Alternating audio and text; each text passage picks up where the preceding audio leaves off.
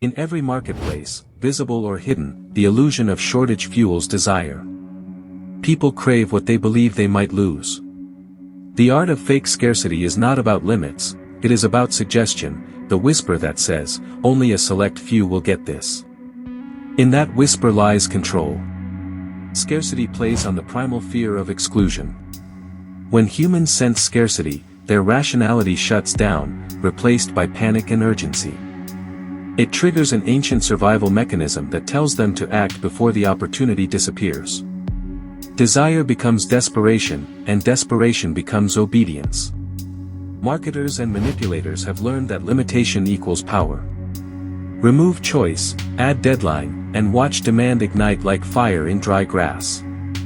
The crowd does not see the strings, they only see the ticking clock and the dwindling numbers. Perception becomes their prison. In the dim corners of e-commerce dashboards, scarcity is manufactured algorithmically. Digital counters fall, inventories shrink on command, and software simulates the last-minute rush. Each artificial alert feeds dopamine to the watchers, locking them in a loop of impulsive gratification. Behind every limited drop is a puppeteer. Brands announce exclusivity not because they cannot produce more, but because they refuse to. They learn that people value restriction, it feels elite, it implies mystery, and it attracts those desperate to belong to a privileged circle. Imagine a store releasing only 10 items, though thousands wait outside. Cameras capture chaos, influencers stream hysteria. That confusion spreads across social feeds like wildfire, converting envy into currency. The scarcity wasn't real, but the obsession it birthed absolutely was. Psychologically, scarcity triggers loss aversion, the pain of missing out exceeds the pleasure of gaining. The manipulator knows that fear dominates reason. They don't sell a product, they sell avoidance of regret. To buy becomes to belong, to hesitate becomes humiliation. Consider luxury industries, where scarcity defines status. Diamonds, sneakers, or automobiles, they limit access to amplify allure. The price tag isn't for the product but for the feeling of superiority it grants. Consumers mistake exclusivity for excellence, but both are deliberate illusions. Digital creators thrive on the countdown timer. Online courses, exclusive drops, and expiring discounts, all crafted illusions. People fall for them because urgency shuts down analytical thought. It's the same mechanism that drove survival in the wild, now exploited to sell ideas and pixels. Fake demand is an old con cloaked in new algorithms. Bots inject false traction, limited batches vanish within seconds, headlines brag of sellouts. The scarcity creates social proof, the belief that if everyone wants it, it must be worth wanting. From handmade crafts to luxury tech, scarcity signals virtue. It tells the client this object required precision, patience, and artistry. Yet behind the curtain, production lines remain idle by design. The artist becomes a myth, the limitation becomes a stage prop. Even global corporations stage pseudo-shortages. They halt supplies, manipulate release schedules, and watch the world beg. The delay becomes drama, the anticipation generates news. It's economic theater, scarcity as story, demand as applause. Dark psychologists describe scarcity as a mirror trick. Reflect back what people fear losing, and they will build desire themselves. The manipulator never needs to insist or convince, only to frame the absence as a threat to identity. Fear completes the sale. The illusion is sustained by numbers, tiny counters on screens showing only a few left available.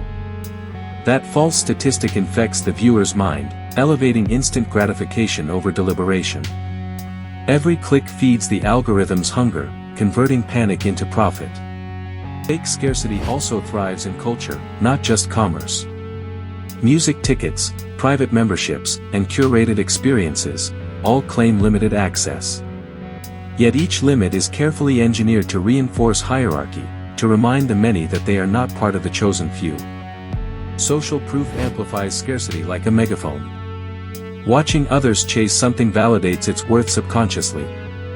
Each testimonial, each influencer post becomes part of the illusion's scaffolding, convincing more to run toward the fabricated finish line. In the psychological battlefield, the weapon of scarcity pairs with urgency. Together they suffocate logic, leaving consumers dizzy and compliant. Few spots left, and final hours are not statements, they're commands whispered with precision. Fake demand flourishes through anticipation. By creating waiting lists, pre-orders, and mystery drops, companies turn patience into spectacle. The longer the crowd waits, the higher their expectation grows, until the product cannot possibly live up to its myth. Those orchestrating scarcity understand timing. They withdraw supply right when popular sentiment peaks, ensuring desire matures into obsession. Every withdrawal pushes the audience deeper into longing, making them beg for what was always abundant. Even in digital goods, skins, tokens, collectibles, the illusion persists. Infinite virtual copies are limited artificially to mimic rarity. People purchase pixels as if they were relics, forgetting that the scarcity exists only in code. At the root of fake demand lies storytelling. Every brand crafts narratives of struggle, craftsmanship, or rebellion to romanticize their limits. The story distracts from the truth that scarcity is scripted like a movie scene, rehearsed for emotional precision. The manipulators rely on one final principle: secrecy. They release veiled updates, cryptic hints, and partial reveals. The unknown itself creates desire, because imagination fills the absence with perfection. Mystery becomes more valuable than substance. Fake scarcity isn't about lying, it's about perspective bending. The perception of limitation is indistinguishable from the real thing inside the human mind. Once the audience believes they're running out of time, the manipulator has already won.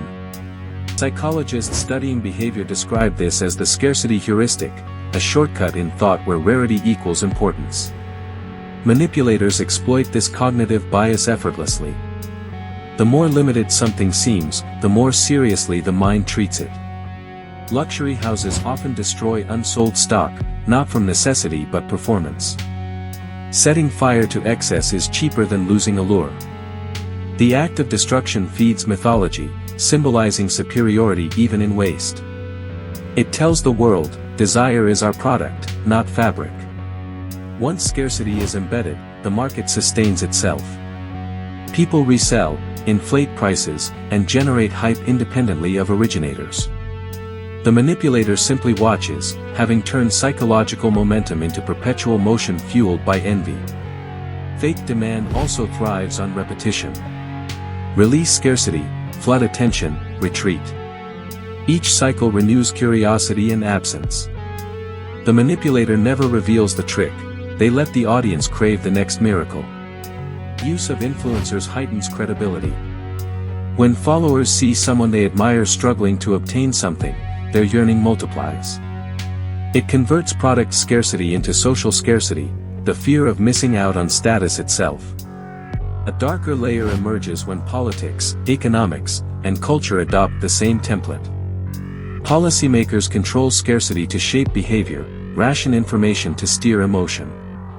The manipulative language of supply and demand becomes a psychological weapon of governance. Artificially limited success stories, whether through exclusive courses or invitation-only circles, capitalize on ego. They promise transformation but deliver validation. Each participant pays not for improvement but for the right to appear chosen. Fake scarcity breeds loyalty. Once someone has struggled to gain access, they defend that access irrationally.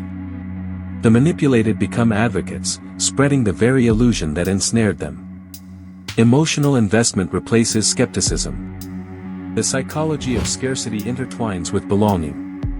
Being inside the limited circle defines identity, even if the circle's boundaries are fiction. It turns consumption into a ritual, meaning into merchandise. Every illusion eventually cracks.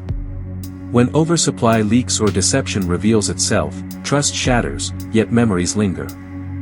The audience learns nothing, the next wave of scarcity finds them eager again.